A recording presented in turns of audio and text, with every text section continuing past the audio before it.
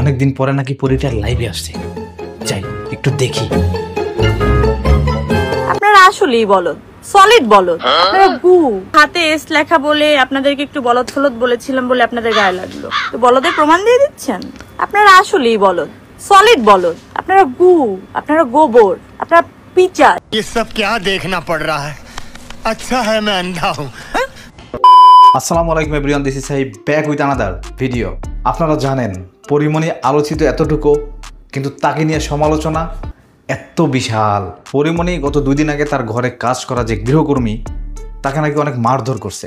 আমি বিশ্বাস করি না। ধুর মিয়া, আপনি বিশ্বাস করেন না? এই তার মুখেই শোনেন, যাকে মারছে তার নিজের মুখেই শোনেন।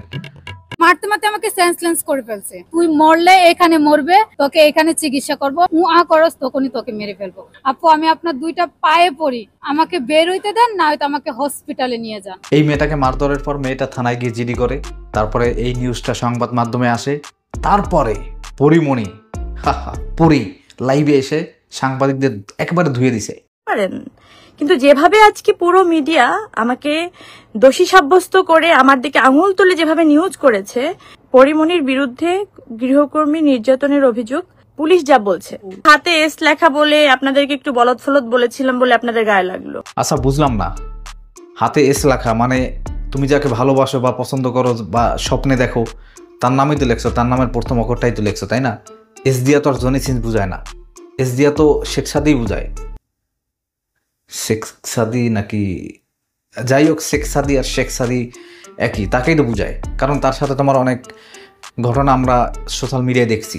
তাহলে আমরা কার নাম বুঝবো? আর তুমি যে শেখ সাদির সাথে এক বিছানায় শুইছো, ঘুমাইছো, এগুলো কি সব মিথ্যা?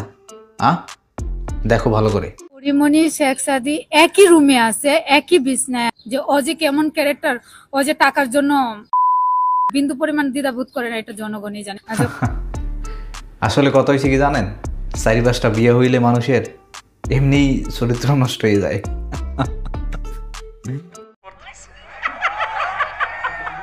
এনিওয়ে, ভিডিওটা ভালো লাগলে লাইক করবেন, কমেন্ট করবেন, আর অবশ্যই শেয়ার করে দিবেন। দেখা হচ্ছে পরবর্তী নতুন কোনো ভিডিওতে নতুন কোনো বিষয় নিয়ে। সে পর্যন্ত সবাই ভালো থাকবেন, সুস্থ থাকবেন। আল্লাহ হাফেজ।